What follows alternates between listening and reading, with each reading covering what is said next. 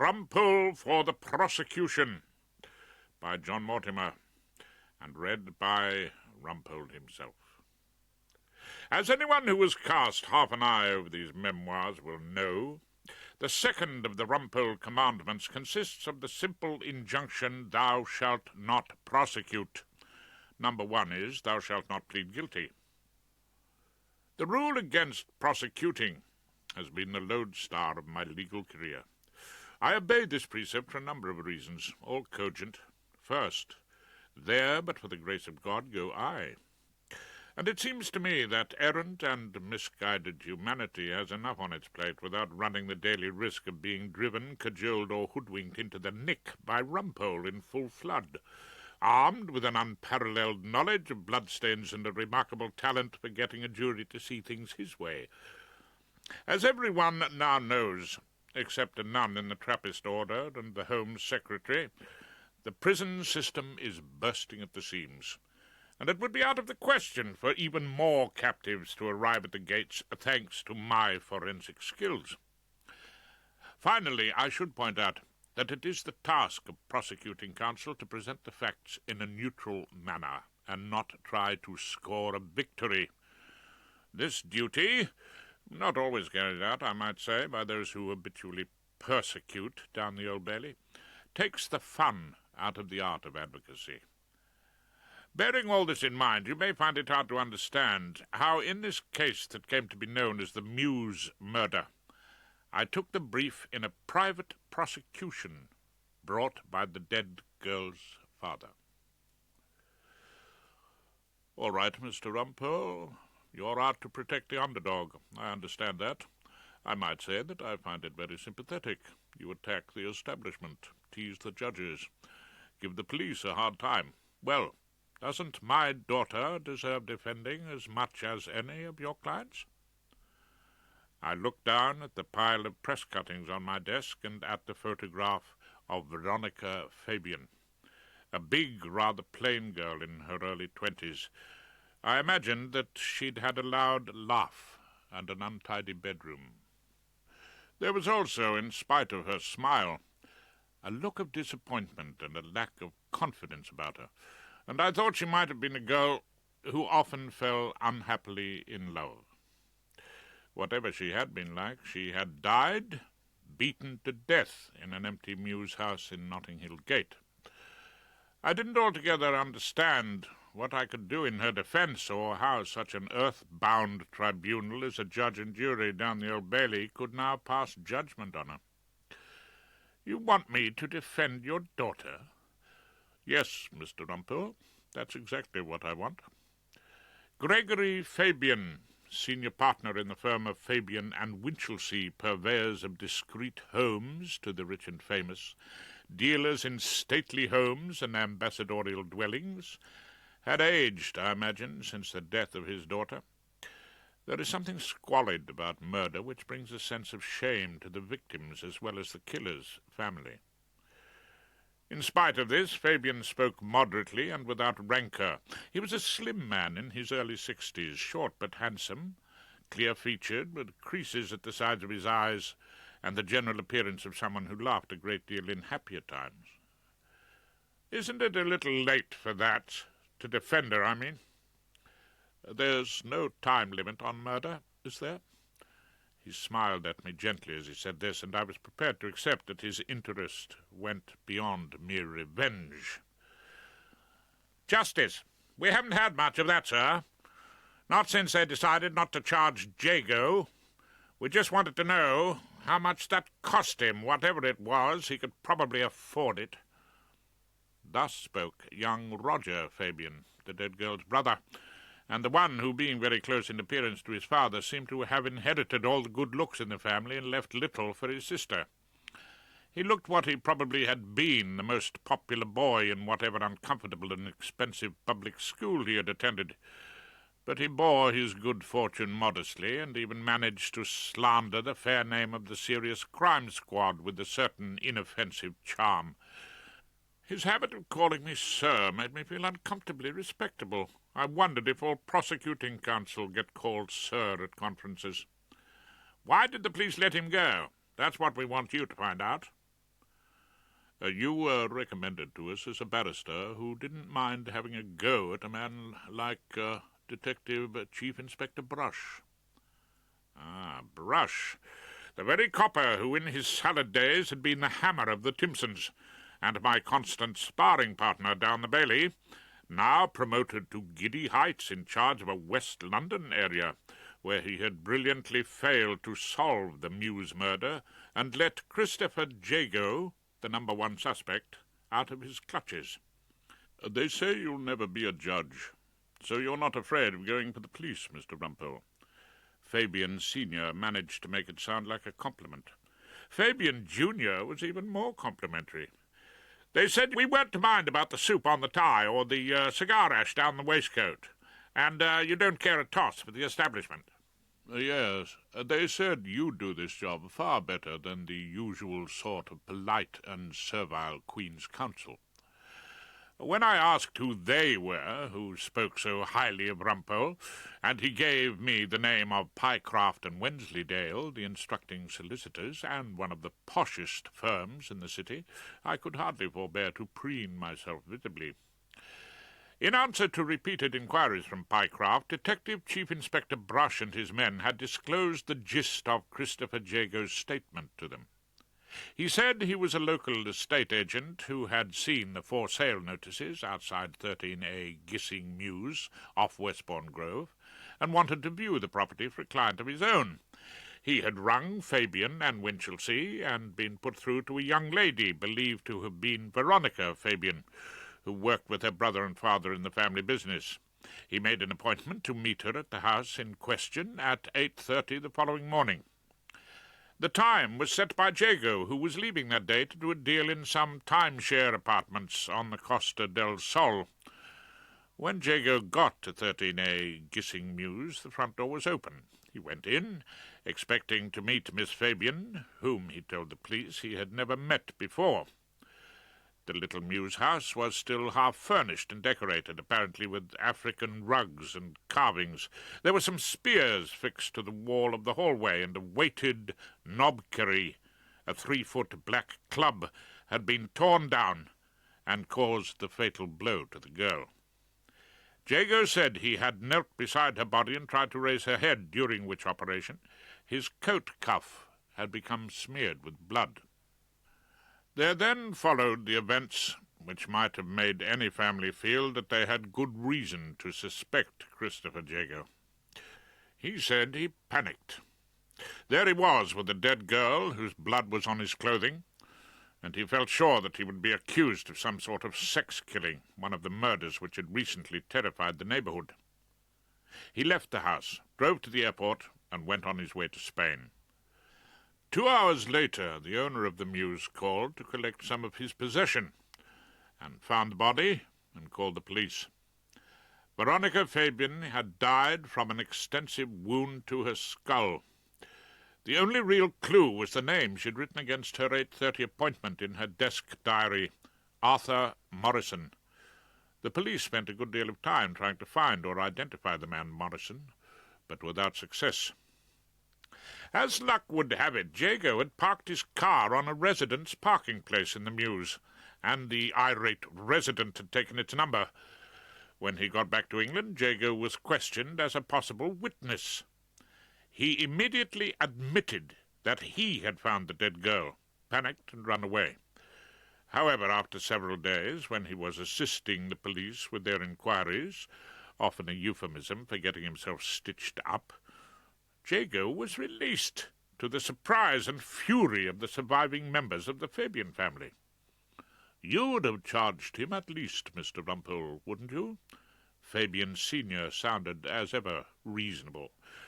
Perhaps, but I've grown up with the awkward habit of believing everyone innocent until they're proved guilty. But you'll take it on for us, won't you? At least let a jury decide. I'll have to think about it. I lit a small cigar and blew out smoke. If Fabian Jr. had come expecting ash down the waistcoat, I might as well let him have it.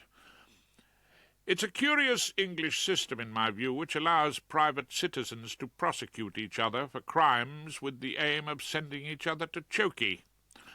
And I wasn't at all sure that it ought to be encouraged. I mean, where would it end? I might be tempted to draft an indictment against Sam Ballard, the head of our chambers, on the grounds of public nuisance. I had caught this soapy customer ostentatiously pinning up no smoking notices in the passage outside my door. But we've got to have justice, Mr. Rumpole. Isn't that the point? Oh, have we? Use every man after his desert, as a well-known Dane put it, and who should scape whipping? I puffed out another small cigar, Claude, hoping it would eventually waft its way in the general direction of our head of chambers, who would no doubt go off like a fire alarm. I was thinking of the difficulty of having a client I could never meet in this world, whom I could never ask what happened when she went to the Muse house to meet this mysterious and vanished Morrison, or indeed whether she wanted such secrets as she may have had to be dragged out in a trial which could no longer have any interest for her. Sam Ballard, who I imagine gets his hair shirts from the Army and Navy stores, and whose belligerent puritanism makes Praise God Barebones look like Giovanni Casanova, had crept up on me at the bar and abandoned himself to a slimline tonic. The power of evil is everywhere, Rumpole, and I'm afraid everywhere includes our own chambers in Equity Court. That is why I have sought you out, although one doesn't like to spend too much time in these places. Does one not? I consider any hour wasted which is not passed with a hand around a comforting glass of Chateau Thames Embankment in Pomeroy's haven of rest. Passive alcoholism, Rumpole? You've heard of passive smoking, of course? I've heard of it, although I have to say I prefer the active variety. Passive alcoholism is the same thing. Abstainers can absorb the fumes from neighbouring drinkers and become alcoholics quite easily. Oh, is that one of Matey's medical theories? Sam Ballard, of course, had fallen for the formidable Mrs. Marguerite Plumstead, the Old Bailey matron, and made her his bride, an act which lends considerable support to the theory that love is blind. Marguerite is, of course, extremely well informed on all health problems. So now, when we ask colleagues to dinner, we make it clear that our house is an alcohol-free zone. This colleague thought with some gratitude that the Ballard house in Waltham Cross would also be Rumpole-free in the future. But that was not why I wanted a word in confidence, Rumpole. I need to enlist your help as a very senior member, in years anyway, of Equity Court. A grave crime has been committed. Oh, my God! I did my best to look stricken. Some bandit hasn't pinched the nail-brush again. I'm afraid, Rumpole. Ballard looked as though he were about to announce the outbreak of the Black Death, or at least 100 Years' War. This goes beyond pilfering in the downstairs toilet. Not nail-brush nicking this time, eh? No, Rumpole. This time it would appear to be forgery, false pretense, and obtaining briefs by fraud. I lit another small cigar, which had the desired effect of making Ballard tell his story as rapidly as possible, like a man with a vital message to get out before the poison gas rises above his head. It seemed that Miss Tricia Benbow, a somewhat ornate lady solicitor, in whom Henry finds, when she enters his clerk's room with the light behind her, a distinct resemblance to the late Princess Grace of Monaco, had sent a brief in some distant and unappetizing county court, Snaresbrook or Luton or Land's End, for all I can remember, to young Dave Inchcape, whose legal career was in its tyro stages. Now someone, as this precious brief was lying in the clerk's room, scratched out Inchcape's name and substituted that of Claude Erskine-Brown, who duly turned up at the far-flung court to the surprise of Miss Benbow, who had expected a younger man. An inquiry was instituted, and within hours Sherlock Ballard, Q.C., was on the case. Henry denied all knowledge of the alteration, which seemed to have occurred before he entered the brief in his ledger. Young Inchcape looked hard done by, and Claude Erskine-Brown, whose performances in court were marked by painstaking attention to the letter of the law, emerged as public enemy number one. "That quality of evil is all-pervasive." The slimline tonic seemed to have gone to Ballard's head. He spoke in an impressive whisper, and his eyes glittered with all the enthusiasm of a grand inquisitor preparing for the auto-da-fe. "In my view, it has entered into the character of Erskine-Brown." Now, not much can be said in criticism of that misguided and somewhat fatuous old darling with whom I have shared chambers at Equity Court for more years than we like to remember. Claude's taste for the headier works of Richard Wagner fills him with painful longings for young ladies connected with the legal profession, whom he no doubt sees as Rhine maidens or mini-Valkyries in wig and gown. In court his behaviour can vacillate between the ponderous and the panic-stricken, so those who think unkindly of him, among whom I do not number myself, might reasonably describe him as a pompous twit. All that having been said, the soul of Claude Erskine-Brown is about as remote from evil as Pomeroy's Plonk is from Chateau Latour. Claude would be flattered to hear you say he was evil, I told our head of chambers. He might feel he's got a touch of the Nibelungs or something. "I noticed it from the time we did that case about the dirty restaurant. He wanted to conceal the fact that he'd been dining there with his female instructing solicitor. From what I can remember, he wanted to mislead the court about it." "Oh, well, that's true," I conceded. "Old Claude, so far as I can see, conducts his love life with the minimum of sexual satisfaction and the maximum amount of embarrassment to all concerned. Well, if you want to call that evil." "A man who wishes to deceive his wife is quite capable of deceiving his head of chambers." For a moment I caught in Ballard's voice an echo of that moral certainty which characterizes the judgment of she who must be obeyed. "How do you know he'd deceive you? Have you asked him if he put his name on the brief?" "I'm afraid Erskine-Brown has added perjury to his other offences." "You mean he denied it?" "Hotly." "No one in the clerk's room did it?" "Well, Henry and Diane said they didn't. I am prepared to accept their evidence. Rumpole, when it comes to crime, you have considerably more experience than any of us." "Oh, thank you very much." "I want you to undertake a thorough investigation of this matter, examine the witnesses, and if Erskine-Brown is found guilty—" "Well, what then?" "You know as well as I do, Rumpole, there is no place in Equity Court for fellows who pinch other fellows' briefs." I thought the matter over. Poor old Claude was probably guilty. The starring role played by his wife Phillida, Q.C., in so many long-running cases must have made him despondent about his own practice, which varied between the second-rate and the mediocre. The sight of a brief delivered to a junior barrister, by a solicitor he fancied sufficiently to fill up with priceless delicacies at La Maison Jean-Pierre, must have wounded him deeply.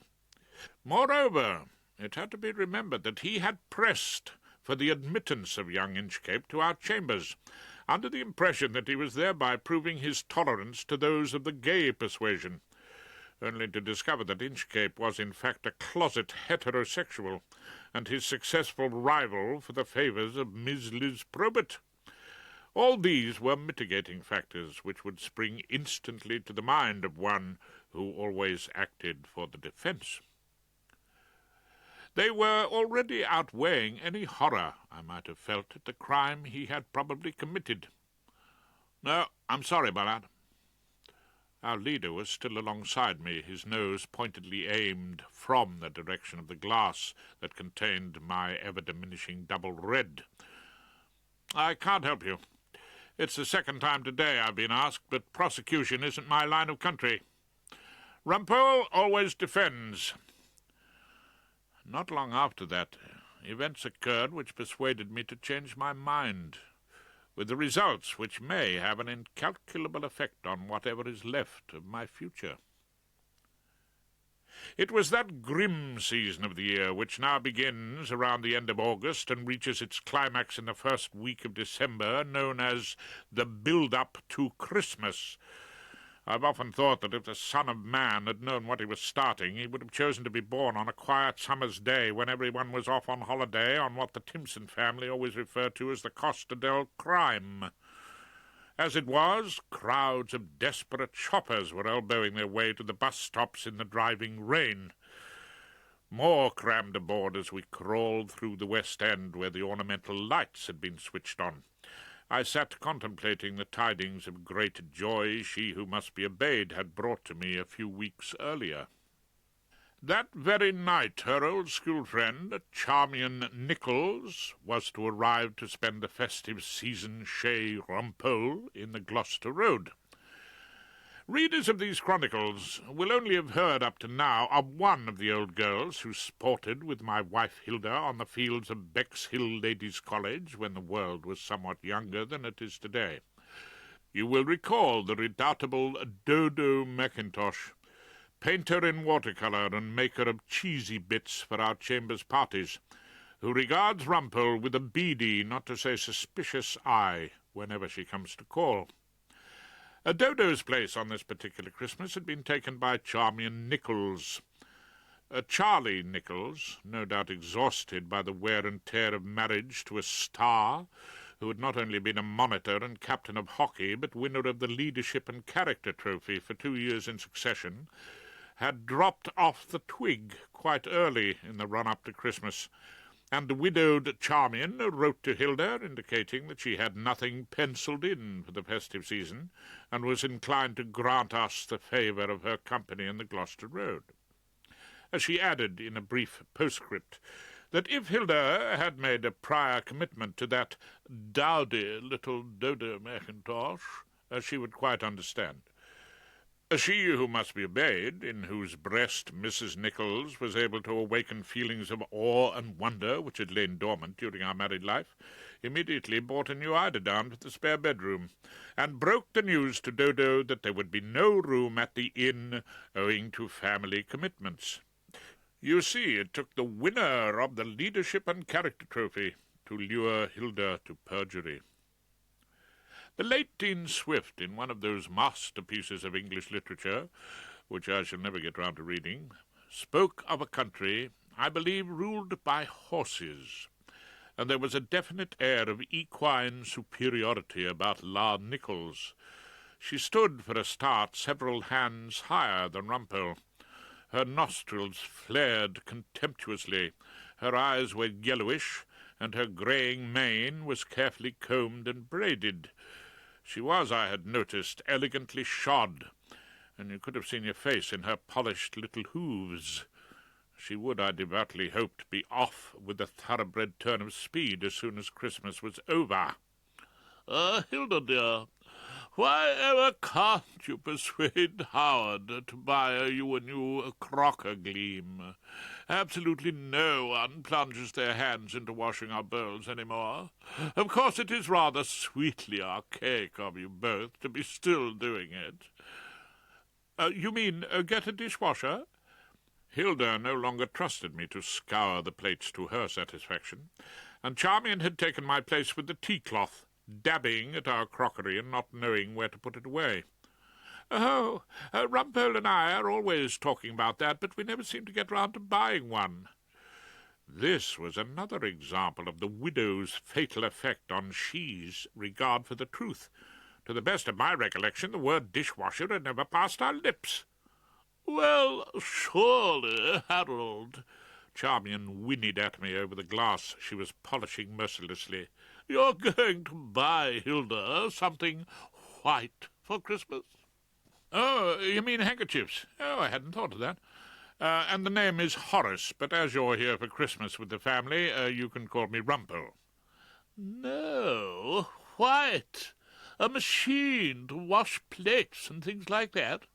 Charlie had far too much respect for my hands to let them get into a dreadful state like poor Hilda's. At this she looked at my wife with deep sympathy and rattled on. Charlie insisted that I could only keep my looks if I was fully automated. Of course, I just couldn't have lived the life I did without the plan-ahead archive freezer, our jumbo microwave, and rotisserie. Something snapped beneath the tea-cloth at this point. Oh, Hilda, one of your glasses gone for a Burton. Oh, was it terribly precious? Oh, no, not really, no. It was a Christmas present from Dodo, from what I can remember. Oh, well, then. Charmian shot the shattered goblet, a reasonably satisfactory container for Pomeroy's perfectly ordinary, into the tidy bin. But surely Hector can afford to mechanize you, Hilda? He's always in court, from what you said in your letters. Legal aid defences, Hilda told her gloomily, don't pay much for machinery. Legal aid? Charmian pronounced the words as though they constituted a sort of standing joke, like kippers or mothers-in-law. Isn't that sort of national health? Charlie was always really sorry for our poor little doctor in Guildford who had to pig along on it. I wanted to say that I didn't suppose old Charlie had much use of legal aid in his stockbroking business, but I restrained myself. I have to admit, something about the condescending Charmian as she looked with vague amusement around our primitive kitchen equipment made me want to impress her on her own unadmirable terms. As a matter of fact, I said, casually filling one of Dodo's remaining glasses, I don't only do legal aid defences, I get offered quite a few private prosecutions. They can be extremely lucrative. Oh, really, Rumpole? Just how lucrative? Hilda stood transfixed, her rubber gloves poised above the bubbling detergent, waiting for the exact figures. The next morning, when I arrived at Equity Court, Henry told me. £2,000, Mr. Rumpole, and I've agreed refreshers at £500 a day. They promised to send a cheque down with a brief. And it's a case likely to last a day or two? I stood awestruck at the price put upon my prosecution of Christopher Jago. We got it down, Mr. Rumpole, for 2 weeks. I did some not-so-swift calculations, mental arithmetic never having been my strongest point, and then came to a firm decision. Henry, I said, your lady wife, the Mayor of Bexley Heath, no longer, Mr. Rumpole. Her year of office being over, she has returned to mere alderman. So you, Henry, I congratulated the man warmly, are no longer Lady Mayoress. Much to my relief, Mr. Rumpole, I have handed in my chain. Henry, you'll be able to tell me, does the alderman ever plunge her ex-mayoral hands into the washing-up liquid? Oh, hardly, Mr. Rumpole. We've had a crocker gleam for years. You know, we're fully automated. Yes, well, of course, I might have said, on a clerk's fees you would be, wouldn't you? It's only penurious barristers who are still slaving away with a dishcloth. Instead, I made an expansive gesture. Go out, Henry, I bade him, into the highways and byways of Oxford Street. Order me up the biggest, whitest, most melodiously purring crocker gleam that money can buy, and have it dispatched to Mrs. Rumpole at Froxbury Mansions with the compliments of the season. You're going to prosecute, then, in Jago, Mr. Rumpole? Henry looked up surprised, as if I had announced I meant to spend Christmas in a temperance hotel. Well, yes, Henry, I just thought I'd try my hand at it for a change. Finally, my clerk declined a trip up Oxford Street, but Diane, who was busily engaged in reading her horoscope in Woman's Own and decorating her fingernails for Christmas, undertook to ring John Lewis on my behalf, At which moment my learned friend Claude Erskine-Brown entered the clerk's room, looking about as happy as a man who was paid through the nose for tickets for Die Meistersinger von Nuremberg, and found himself at an evening of come dancing. He noted lugubriously that there were no briefs in his tray, even those with other people's names on them, and then drew me out into the passage for a heart-to-heart. "It's a good thing you were in the clerk's room just now, Rumpole." "Oh, is it? Why exactly?" "Well, Ballard says he doesn't want me to go in there unless some other member of Chambers is present. What do you think I'm going to do? Forge my fee notes or ravish Diane?" "Probably both." "It's unbelievable." "Yes, perhaps. But we've got to remember that Ballard specializes in believing the unbelievable. He also thinks you're sunk in sin. He's probably afraid of getting passive sinning by standing too close to you." "Rumpole, about that wretched brief in the Rickmansworth County Court." "Oh, was it Rickmansworth? I thought it was Luton." I was trying to avoid that moment that barristers dread, when your client looks at you in a trusting and confidential manner and seems about to tell you that he's guilty of the charge on which you're paid to defend him. "Rumpole, I wanted to tell you—" "Oh, please don't, old darling." I spoke as soothingly as I knew to the deeply distressed Claude. "We all know the feeling, acute shortage of crime affecting one's balance of payments. Nothing in your tray, nothing in the diary. The bank manager and the taxman are hammering at the door, the vatman climbing in at the window. Then you wander into the clerk's room, and all the briefs seem to be for other people. Well, heaven knows how many times I've been tempted. But I didn't do it, Rumpole. I mean, I'd have been mad to do it. It was bound to get found out in the end." Many crimes, in my experience, are committed by persons undergoing temporary fits of insanity, who are bound to be found out in the end, but I didn't think it tactful to mention this. Instead, I asked, "What about the handwriting on the changed brief?" "It's in block letters. Not like mine, or anyone else's either. All the same, Ballard seems to have appointed himself judge, jury, and handwriting expert. Rumpole," Claude's voice sank in horror, "I think he wants me out of Chambers." "Yeah, I wouldn't be surprised." "What on earth's Philly going to say?" The man lived in growing awe of Phillida Erskine-Brown, Q.C., the embarrassingly successful Portia about Chambers. "Well, I should think she'd be very glad to have you at home to do the washing up," I comforted him. "That is, unless you have a crocker gleam, like the rest of us." "Rumpole, please, this is no joking matter." "Everything, in my humble opinion, Claude, is a joking matter." "I want you to defend me." "Ah, do you? Ballard's asked me to fill an entirely different role." "You?" The unfortunate Claude gave me a look of horror. "But you don't ever prosecute, do you?" Well, I did my level best to cheer the man up. "Hardly ever." I passed on to my room, where I lit a small cigar and reopened the papers in the Jago case, which I read with a new interest, since Henry had dealt with the little matter of my fee. I looked at the photograph of the big, plain victim, and thought again how little she looked like her trim and elegant father and brother. I went through the account of Jago's statements, and decided that even the clumsiest cross-examiner could ridicule his unconvincing explanations.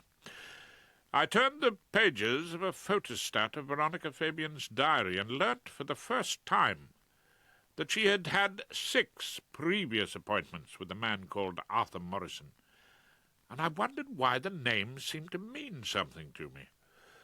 And then the door was flung open, and an extremely wrathful Miss Liz Probert came into my presence. "Well," she said, "you've really deserted us for the enemy now, haven't you, Rumpole?" "I haven't been listening to the news." I tried to be gentle with her. "Are we at war?" "Don't pretend you don't know what I mean. Henry's told me all about it. You, of all people, are being paid by some posh family of ritzy estate agents to cook up a case against a bit of a naff member of their profession. They're knocked because he's been let free just because there isn't any evidence against him. Now, let me enlighten you. My tone, as always, was sweetly reasonable. There is plenty of evidence against him. Oh, like the fact that he never went to a decent public school like the Fabians. And like the fact that he scooted out of the country when he found the body instead of telephoning the police. Oh, I'm sure you'll find lots of effective points to make against him. Hell hath no fury like an outraged radical lawyer. As Liz Probert continued her flow of denunciation, I was thinking of the unfortunate Claude Erskine-Brown and the way he had spoken to me in the passage. He had seemed angry, puzzled, depressed, but not, strangely enough, guilty. It's rare for a criminal hack to be invited into his customer's home. We represent a part of their lives they would prefer to forget. But the Fabians were different. Clearly they felt that they had, as representatives of law and order, nothing to be ashamed of. Indeed, much to be proud of in the way they were pursuing justice, in spite of the curious lassitude of the police and the Director of Public Prosecutions. Mrs. Fabian, it seemed, suffered from arthritis and rarely left the house, so my discreet and highly respected solicitor, Francis Pycroft, of Pycroft and Wensleydale, and my good self were invited there for drinks.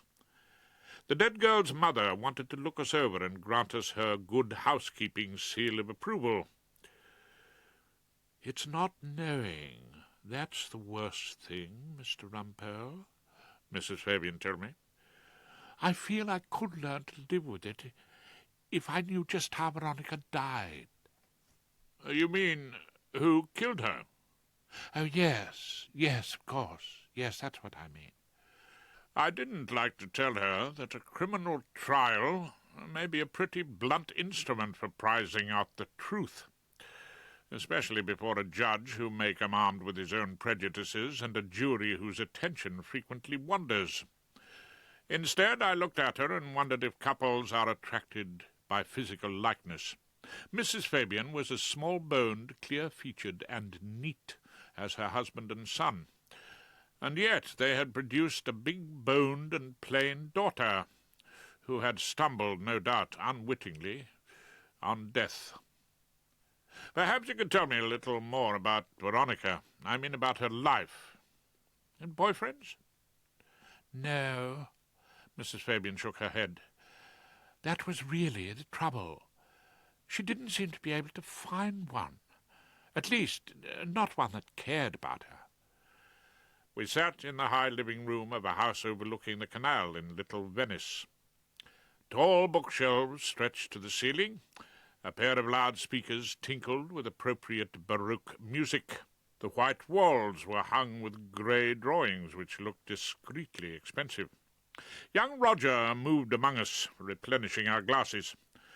The curtains hadn't been drawn, and Mrs. Fabian sat on a sofa looking out into the winter darkness, almost as though she was still expecting her daughter to come home early on yet another evening without a date. Veronica's mother, father, and brother, I imagined, never found it difficult to find people who cared about them. Only their daughter had to get on without love. She worked in your firm. What were her other interests? Oh, she read enormously. She had an idea. She wanted to be a writer. She did some things for her school magazine, which were rather good, I thought, Gregory told me. Oh, very good. Mrs. Fabian gave the dead girl her full support. She never got much further than that, I'm afraid. I suggested she came and worked for us, and then she could write in her spare time. If she seemed to be going to make a success of it, the writing, I mean, of course, I'd have supported her. A fatal arrangement. If she had stuck to literature, she would never have kept an appointment in a Notting Hill Gate muse. What did she read? Oh, all sorts of things, mainly 19th century authors. She used to talk about becoming a novelist. Her favourites were the Brontes, Mrs. Fabian remembered. Ah, yes, Brontes. Charlotte especially. She had a very romantic nature. Veronica's father smiled, I thought with understanding. "This man Morrison," I said, "whoever he may be, keeps turning up in her desk diary, but no one in the office has ever heard of him. He's never been a client of yours?" "Not as far as I've been able to discover. There's no correspondence with him." "You don't know a friend of hers by that name?" "We've asked, of course. No one's ever heard of him." I got up and crossed to the darkened window. Looking out, all I could see was myself reflected in the glass, a comfortably padded Old Bailey hack with a worried expression, engaged in the strange pursuit of prosecution. But in her diary she seems to have had 6 previous appointments with him. "Of course." Mrs. Fabian was smiling at me apologetically, as though she hardly liked to point out anything so obvious. We don't know everything about her." "Well, you never do you? Even about your own daughter?" "All right, then. What do you know about Christopher Jago? You must have come across him in the way of business." "Oh, not really." Gregory Fabian stopped smiling. "He has, a different kind of business. And does it in a different kind of way," his son added. "Oh, what does that mean?" "Well, we've heard things," said the elder Fabian. "You do hear things." "Well, what sort of things?" "Undervaluing houses," said his son. "Getting their owners to sell cheap to a chap who's really a friend of the agent. The friend sells on for the right price, and he and the agent divide up the profits." "We've no evidence of that," Gregory told me. "It wouldn't be right for you to assume that that's what he was doing. Apparently he's rather a flashy type of operator, but that's all we really know about him." "He's a cowboy." Roger was more positive. "And he looks the part." They were silent then. It seemed for a moment fearful of the mystery that had disturbed their gentle family life.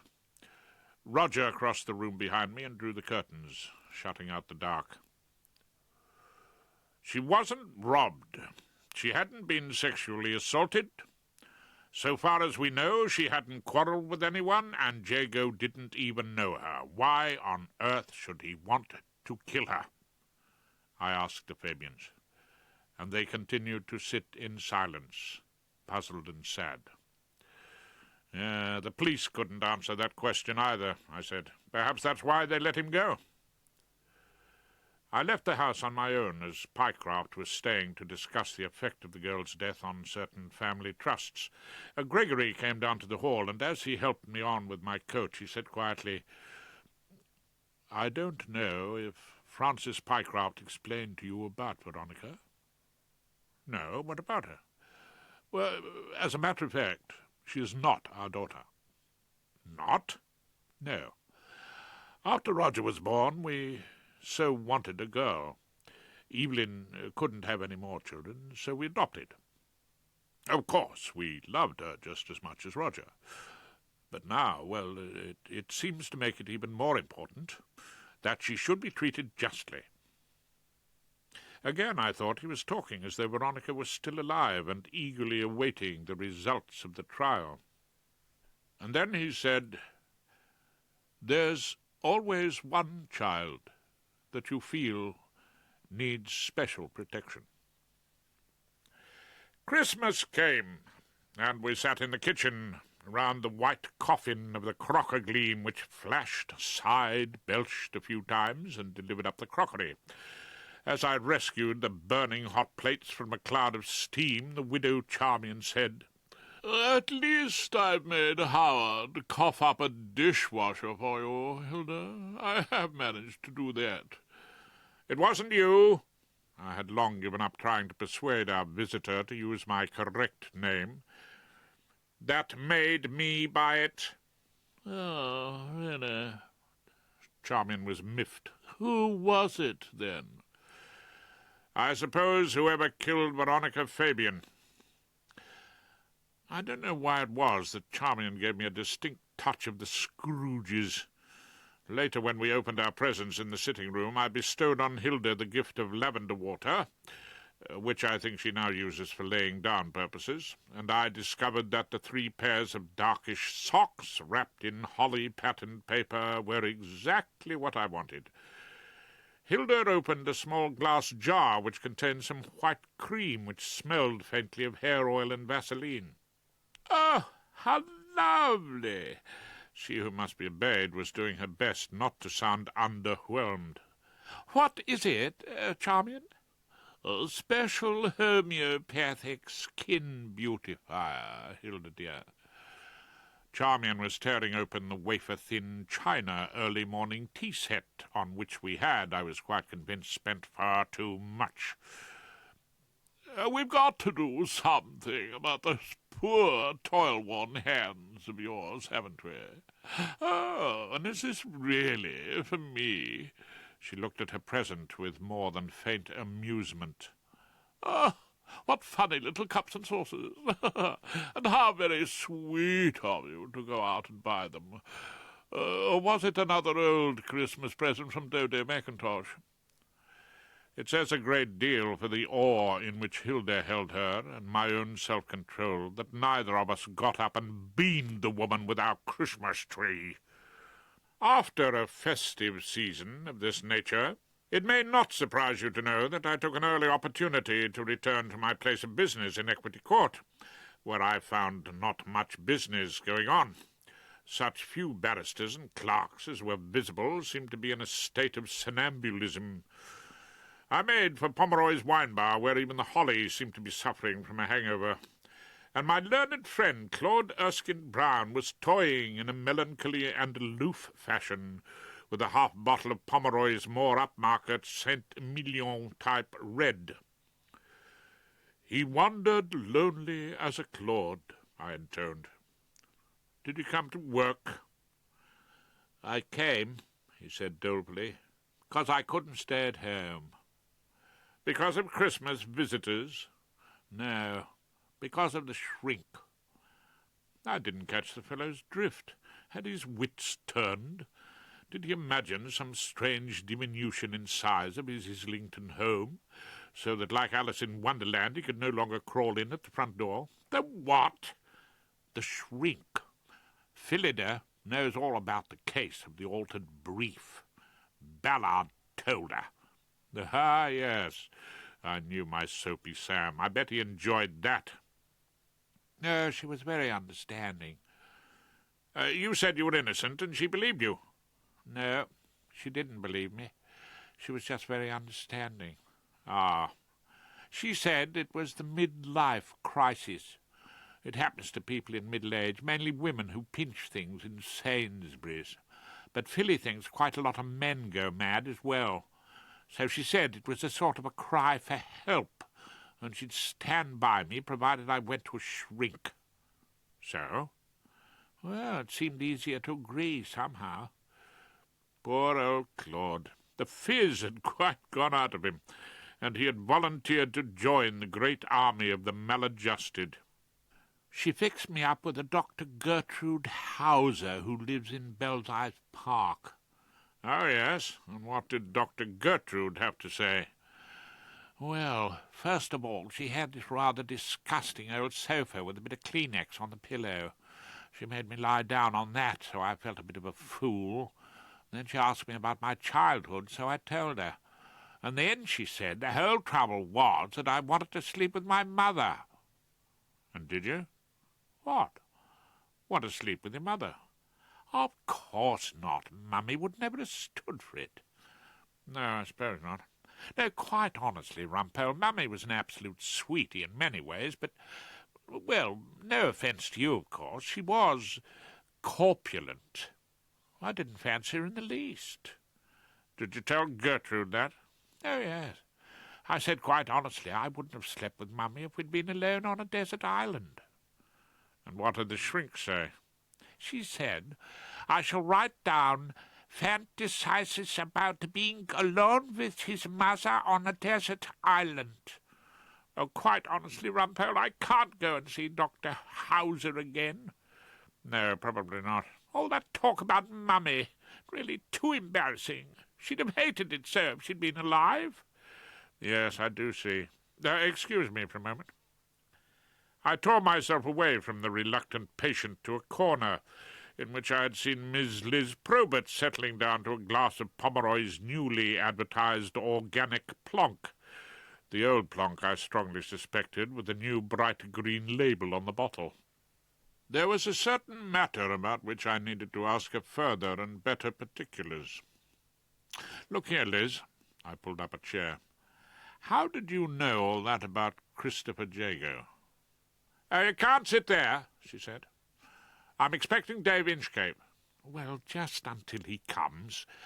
How did you know that Jago didn't go to a public school, for instance? He told me. You met him? Oh, yes. Dave and I got our flat through him. And I have to tell you, Rumpole, that he was absolutely honest, reliable, and trustworthy throughout the whole transaction. I had forgotten that Liz and Dave were now co-mortgagees and living happily ever after somewhere off Ladbroke Grove. What do you mean he was honest and reliable? Well, we got our place pretty cheaply compared to the price Fabian and Winchelsea were asking for the other flats we saw. He never put the price up or let us be gazumped by other clients, and he helped us to fix up our mortgage. Oh, and he didn't conk me on the head with the Zulu knob-kerry either. Yes, I can see that. Well, what else about him? Did he have a wife, girlfriend, anything like that?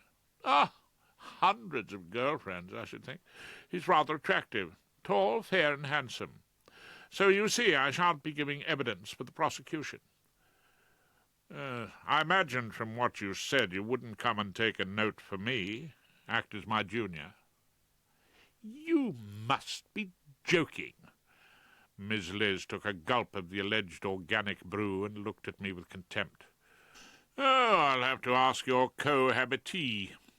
Save your breath. Tricia Benbow's already briefed Dave, the defence. He knows I'd never speak to him again if he took part in a prosecution.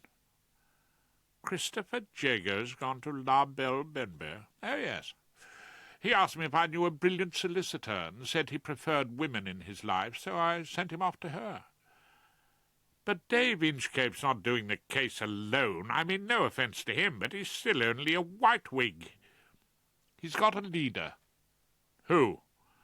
A foeman, I rather hoped, worthy of my steel.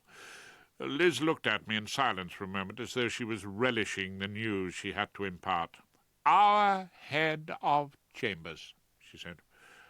Heavens above, I nearly choked on my non-organic, chemically produced Chateau Ordinaire. Thus the whirligig of time brings in his revenges. Rumpole for the prosecution and Ballard for the defence. He'd better sit close to me. He might catch some passive advocacy. On my way out I had a message for Claude Erskine-Brown, who was still palely loitering. Come and help me in the Muse murder, I said. Be my hard-working junior. Take your mind off your mother. Being in possession of two such contradictory views of Christopher Jago as those provided by the Fabians and Miss Liz Probert, I decided that a little investigative work was necessary. I could hardly ask Francis Pycroft to hang around such pubs and clubs as Jago might frequent, so I called in the services of my old friend and colleague Ferdinand Isaac Gerald Newton, known as Fig Newton to the trade. You could pass through many bars and hardly notice the doleful, lantern-jawed figure sitting in a quiet corner, nursing half a pint of Guinness and apparently engrossed in the Times crossword puzzle, which he solves, I'm ashamed to say, in almost less time than it takes me to spot the quotations. But he hoovers up every scrap of gossip and information dropped within a surprisingly wide radius. You can't make bricks without straw, and Fig is straw purveyor to the best Old Bailey defenders. Now he would have a chance, as I had, of seeing life from the prosecution side. I met him a couple of weeks later in Pomeroy's. He was suffering, as usual, from a bad cold, having been up most of the night keeping watch on a block of flats in a matrimonial matter. But between some heavy work with the handkerchief, he was able to tell me a great deal. Our quarry lived in a 1930s house near Shepherd's Bush Road, the ground floor of which served as his office. He drove an electric blue Alfa Romeo, the car which had led to his arrest. He was well known in a number of pubs around Maida Vale and Notting Hill Gate, where many of the properties he dealt in were situated. He was unmarried, but went out with a succession of girls, his taste running to young and pretty blonde secretaries and receptionists. None of them lasted very long, and in the Benedict Arms, one of the favourite resorts near the Regent's Canal, the bar staff would lay bets on how soon any girl would go. There was one notable exception, however, to the stage army of desirable young women. On half a dozen occasions the suspect had come into the Benedict Arms with a big, awkward, pale, and rather unattractive girl. They had sat in a corner away from the crowd and appeared to have a lot to say to each other. When Fig told me that, the penny dropped. I smote the table in my excitement, rattling the glasses and attracting the stares of the legal hacks busy drinking around us. I had just remembered what I knew about Arthur Morrison. On my way home, I went to check the facts in the library, for Veronica Fabian had no doubt known a great deal more than I did about minor novelists in the last century. Arthur Morrison, a prolific author, was born in 1863 and lived on into the Second World War. His best-known book about life in the East End of London was published in 1896 and was called A Child of the Jago. I put the companion to English literature back in the library shelf with a feeling of relief. God was in his heaven. The widow Charmian, despite a pressing invitation to stay from Hilda, had gone back to Guildford, and the first prosecution I had undertaken seemed likely to be a winner. As I have said, I find it very difficult to embark on any case without being dead set on victory. May it please you, my lord, members of the jury, I appear in this case with my learned friend, Mr. Claude Erskine-Brown, for the prosecution. The defence of Christopher Jago is in the hands of my learned friends, Mr. Samuel Ballard and Mr. David Inchcape. As I uttered these unaccustomed words, I had the unusual experience of the scarlet judge on the bench welcoming me with a sort of ingratiating smile he usually reserved for visiting Supreme Court justices, or extremely pretty lady plaintiffs entering the witness box. "Did you say you were here to prosecute?" That is so, my lord." "Members of the jury."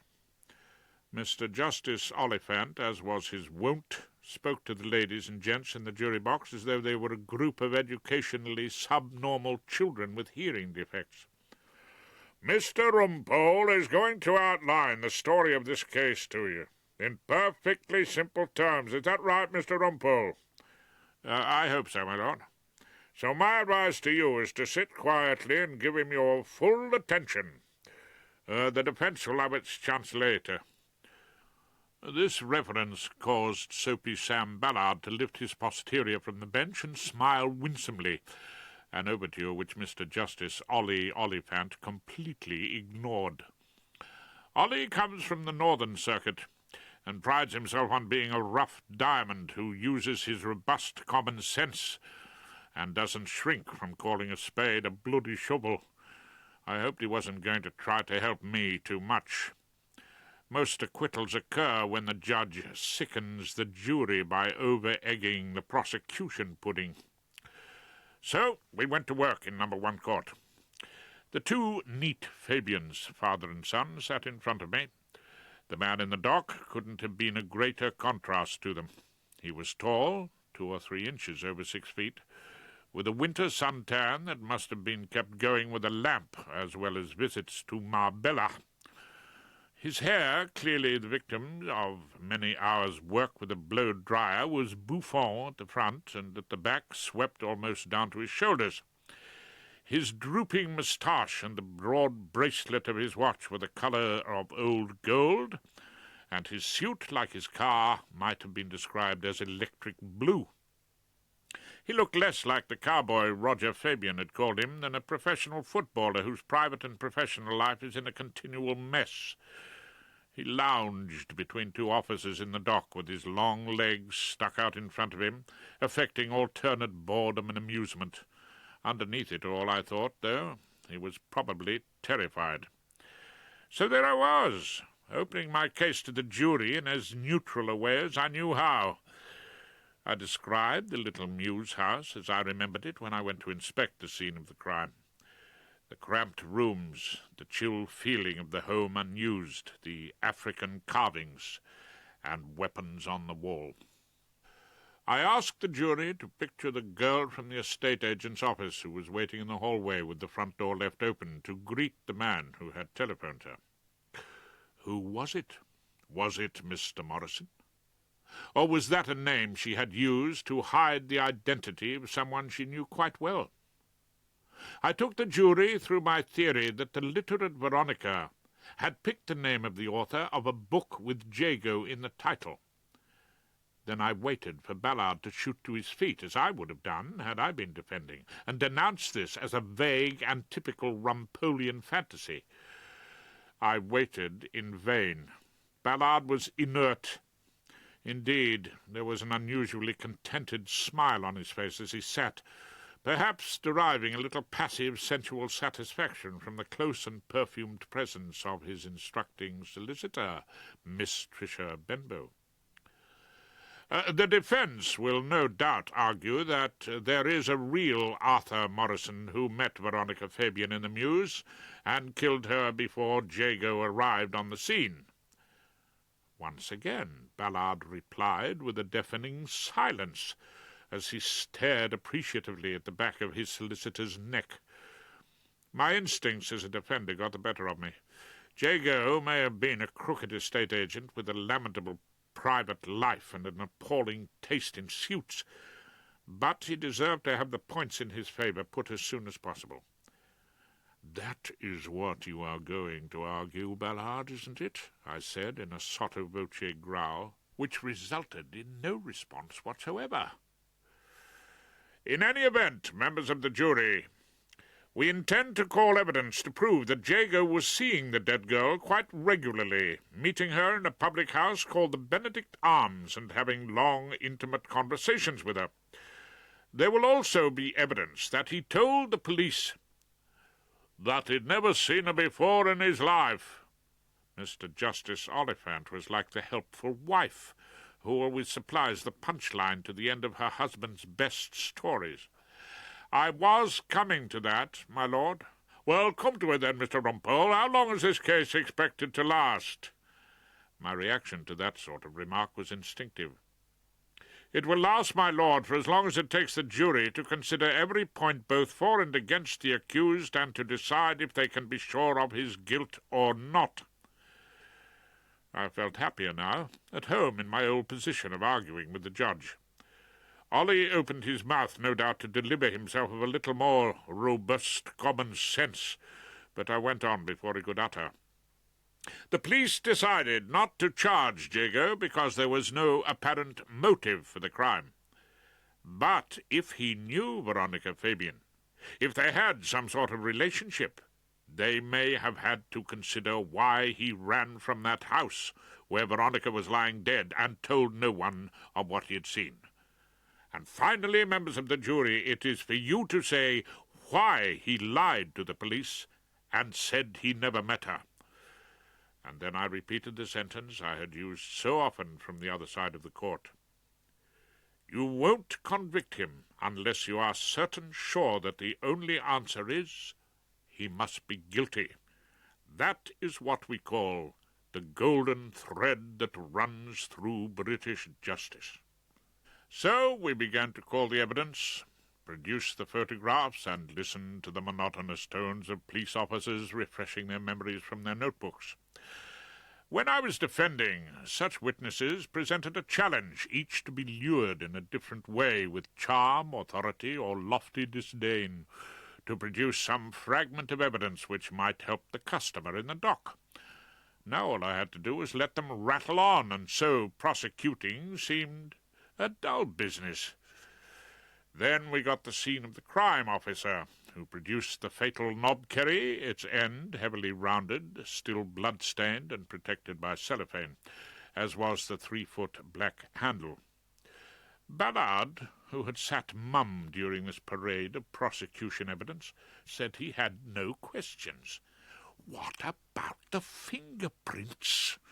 I could no longer restrain myself from hissing at my so-called opponent, a foeman who at the moment was hardly worthy of my attention, let alone my steel. "What about them?" Ballard whispered back in a sudden panic. Jacos aren't there, are they?" "Of course not." By now my whisper had become entirely audible. "There are no fingerprints at all." "Mr. Rumpole," the voice of robust common sense trumpeted from the bench, "I thought you told us you appeared for the prosecution. If Mr. Ballard wants to ask a question for the defence, no doubt he'll get up on his hind legs and do so." I rather doubted that, but in fact Soapy Sam unwound himself, drew himself up to his full height, and said, as though a brilliant idea had just occurred to him, "Officer, let me put this to you. There are absolutely no fingerprints of Christopher Jagos on the handle of the weapon, are there?" "There are no fingerprints of any sort, my lord." "I'm very much obliged. Thank you, officer." Ballard bowed with great satisfaction, and as he sat down I heard him tell his junior, Inchcape, "I'm glad I managed to winkle that out of him." Later we got the officer who had been in charge of the investigation, Detective Chief Inspector Brush, and even though he was for the first time in recorded history my witness, I couldn't resist teasing him a little. "Tell me, Chief Inspector, after the body was found, you spent a good deal of time and trouble looking for Arthur Morrison." "We did, my lord." "In fact, Morrison was always your number one suspect." "He still is, my lord." "You don't accept that Arthur Morrison and Jago were one and the same person?" There was a pause, and then, "I suppose that may be a possibility." "And that Arthur Morrison is nothing but a dead author?" "I don't know much about dead authors, Mr. Rumpole." There at least the Detective Chief Inspector was telling the truth. "If you had known that whether or not Morrison existed, Jago had been meeting the dead girl regularly, would that have made any difference to your decision not to charge him?" There was a long silence, and then Brush admitted, "Well, yes, my lord, I think I might." "Let's use our common sense about this, shall we? Don't let's beat about the bush," Ollie intervened. "Jago told you he'd never met the girl. If you'd known he was lying, you'd have charged him." "Yes, my lord." "Well, there we are. Members of the jury, we've got that clear at last, thanks to a little bit of down-to-earth common sense." Mr. Justice Oliphant had joined me as leader of the prosecution. And that might have been that, but there was one other question someone had to ask, and I couldn't rely on Ballard. "You first questioned Mr. Jago because you had discovered that his car had been parked outside 13A Gissing Muse at the relevant time?" "Yes." "You had no idea that he'd been into the house and found the body?" "At that time, no." "So he volunteered that information entirely of his own accord?" "That's right." "Was that one of the reasons he was not charged?" "Well, that was one of the reasons we thought he was being honest with us, yes." I sat down, having made Ballard's best point for him. Of course he had to totter to his feet and ruin it. And so far as that goes, Chief Inspector," Ballard stood, pleased with himself, rocking slightly on the balls of his feet, "do you still think he was being honest with you about the way he found the girl?" "I'm not sure." Brush paused and then gave it back to the poor old darling right between the eyes. "If he was lying to us about not knowing the girl, I can't be sure about any of his evidence. Can I?" Mr. Justice Oliphant wrote down that answer and underlined it with his red pencil. The Fabians looked as though they were slightly more pleased with the way Ballard was doing his case than with my performance, but no doubt they'd be too polite to say so. At the end of our evidence, we called my old friend Professor Andrew Ackerman of the morgue, with whom I've spent many fascinating hours discussing bloodstains and gunshot wounds. He testified that Veronica Fabian had died from a single heavy blow to the frontal bone of the skull, consistent with an attack by the Knobkerry exhibit P1. I asked him if this must have been a blow straight down on her head, and he agreed. He said that the position of the wound ruled out the possibility of it having been struck from either side. I felt that this evidence was important, but at the moment he gave it, I didn't realize its full significance. Sir, you're defending. I expect you have Ms. Liz Probert's full approval. I was disarming in the robing room, taking off the wig and gown, when I found myself sharing a mirror with young David Inchcape. What do you mean? Well, she thinks prosecuting's as bad as aiding merciless landlords evict their tenants. Well, I know she doesn't think you should be prosecuting. And I rather think, I told him as I got on the bow tie and adjusted the silk handkerchief, that Mr. Justice Oliphant would agree with her. By the way, I think we're doing pretty well for Chris, don't you? He's promised us a great party if we get him off. Dave Inchcape had fallen into the defender's habit of first-name familiarity with alleged criminals. I walked back to chambers with the still-despondent Erskine Brown, who had just been cut dead by Ballard and La Belle Benbow as they were coming out of the Ludgate Circus Palais de Justice. By the way, Claude, I said, what was that case you meant to have pinched from Inchcape all about? Please. He looked at a passing bus as though tempted to dive under it. Don't remind me of it. But what was the subject matter? Just the gist, you understand. Well, it was a landlord's action for possession. Nothing very exciting. He wanted to turn out a one-parent family. No. I think there were a couple of ladies in the gay rights movement. Oh, really? Yes, he said they were using the place to run a business. Why do you ask? Because, I tried to encourage him, the evidence you've just given me may be of great importance. But Claude didn't look in the least cheered up. No two characters could have been more contrary than Christopher Jago and his defence counsel. Jago lounged in the witness box, flashed occasional smiles at the jury, whose female members looked embarrassed and the males stony-faced. He was a bad witness, truculent, defensive, and flippant by turns, and Soapy Sam was finding it hard to conceal his deep disapproval of the blow-dried, shiny-suited giant he was defending. As I had called several witnesses who said that they had seen him with Veronica in the Benedict Arms, Jago no longer troubled to deny it. He said he first saw her in the pub at lunchtime with another girl from Fabian's whom he knew slightly, and he bought them both a drink.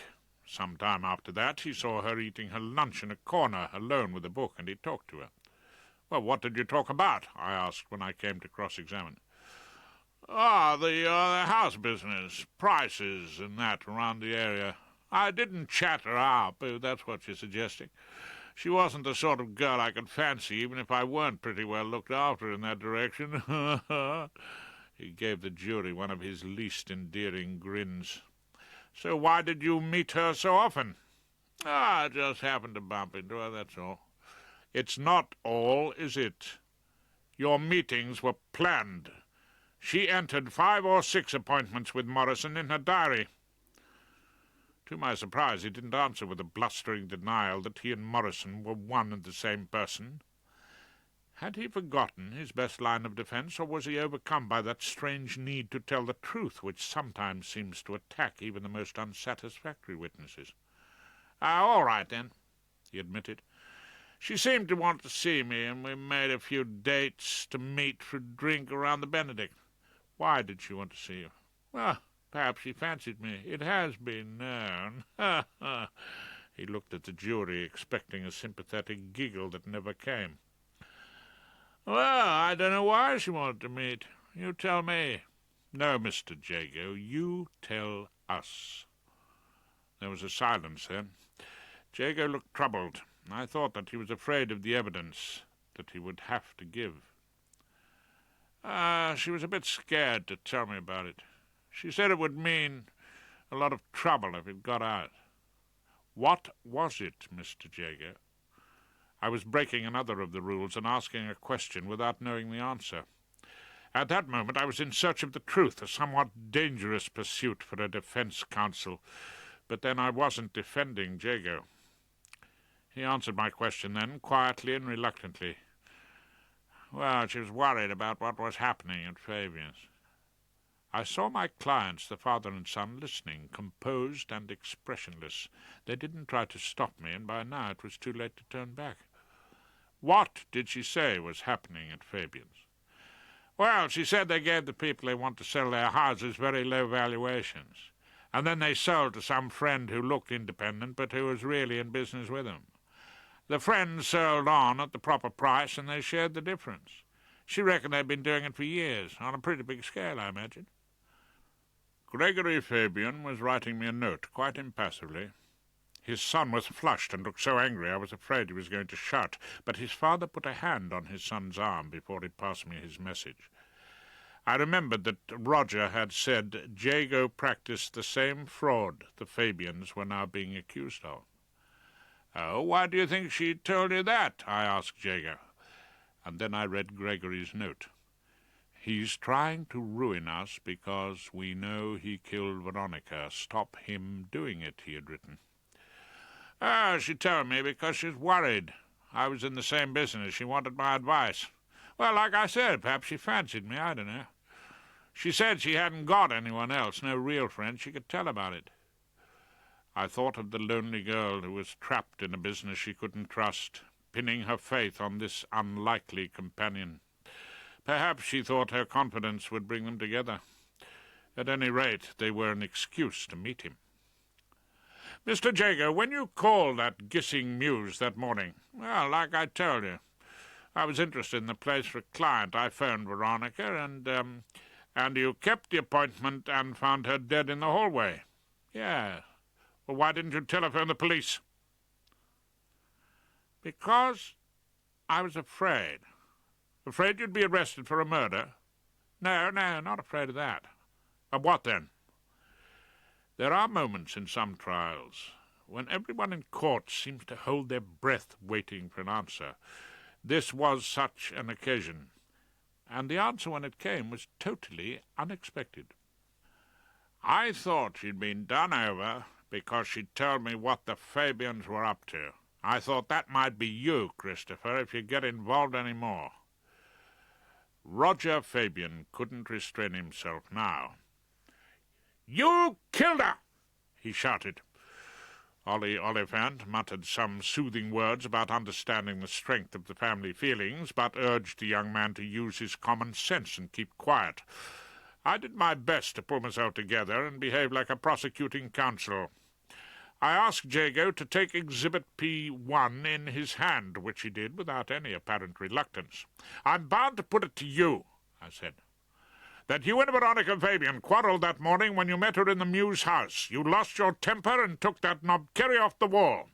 You swung it up over your head. And as I said the words, all the pieces of the evidence came together and locked in one clear picture. Christopher Jago was innocent of the murder we had charged him with, and from that moment I was determined to get him off. The case began and ended in the little house in Gissing Muse. I asked Ollie Oliphant to move the proceedings to the scene of the crime, as I wished to demonstrate something to the jury, having taken the precaution of telling my opponent that if he wanted to get his client off, he'd better support my application. So now the cold, gloomy Muse house, with its primitive carvings and grinning African masks, was crammed to the gunwales with legal hacks, jury members, court officials, and all the trimmings, including, of course, Jago and the Fabians. In one way or another, as many of us as possible got a view of the hall, where I stood by the telephone impersonating, with only a momentary fear that I might have got it entirely wrong, the victim of the crime. I got Jago to stand in front of me and swing the club in order to strike my head. I was not entirely surprised when neither Sam Ballard, QC, nor Mr. Justice Oliphant tried to prevent my apparent suicide, although Claude Erskine-Brown did have the decency to mutter, "Oh, mind out, Rumpole, we don't want to lose you." Everyone was watching as the tall, flamboyant accused lifted the knobkerrie and tried to swing it above his head. He tried and failed. When I cross-examined him, I remembered the cramped rooms and low ceilings of the Muse cottage. Now, as the club bumped harmlessly against the plaster, everyone present understood why Jago could not have struck the blow which killed Veronica Fabian. Whoever killed her must have been at least 6 inches shorter. It was my first prosecution, and I had managed against all the odds to secure an acquittal. A few days, it seemed a lifetime later, I was alone with Gregory Fabian in his white early Victorian house in Little Venice. "Why did you get him off?" he demanded. "Did you want an innocent man convicted?" I replied. "That's a stupid question. Of course you did." He said nothing, and I went on as I had to. "You said there's always one child who needed protecting. But you weren't thinking of Veronica, were you? You were talking about your son." "What about Roger?" "What about him? Odd, his habit of accusing other people of the things he did himself." "What did he do?" Gregory was quiet, unruffled, still carefully courteous in spite of what I'd done to him. "Oh, come on, I think you know, don't you? The racket of undervaluing homes so that you could sell them to your secret nominees. He accused Jago of doing that, just as he accused him of Veronica's murder." The house was very quiet. Mrs. Fabian was upstairs somewhere resting. God knows where Roger was. Even the traffic sounded far away and muted in the darkness of an early evening in January. "What are you trying to tell me?" "Oh, what I think, that's all." "Oh, don't worry, I'm not setting out to prove anything. One prosecution was more than enough for me." "Oh, go on, then." He gave a small sigh, perhaps of resignation. "Veronica discovered what was going on and didn't like it. She asked Jago's advice, and I expect he told her to keep him well informed, and no doubt so that he could make something out of it when it suited him to do so. Then I think Roger found out what his sister was doing.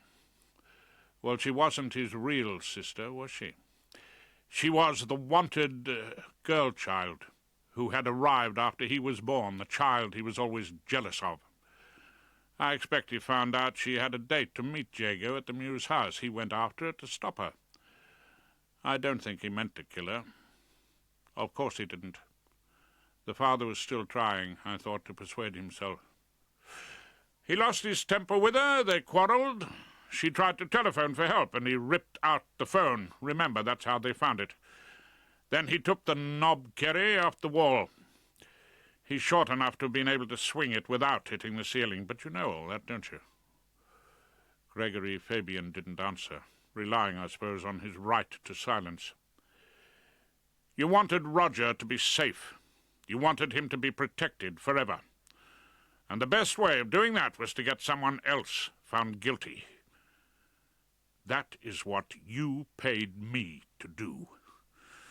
To be quite technical, Mr. Fabian, you paid me to take part in your conspiracy to pervert the course of justice. I have told Henry to send your money back." He stood up then and moved between me and the door. I thought for a moment that the repressed violence of the Fabians might erupt and he would attack me. But all he said was, "Poor Roger." "Poor Roger?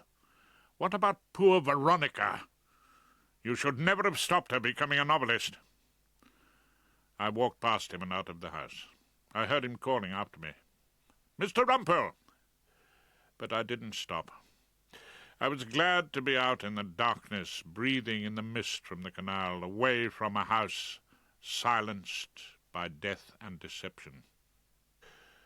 I decided to walk a while from the Fabian house, feeling that I had, among other things, to think over what remained of my life.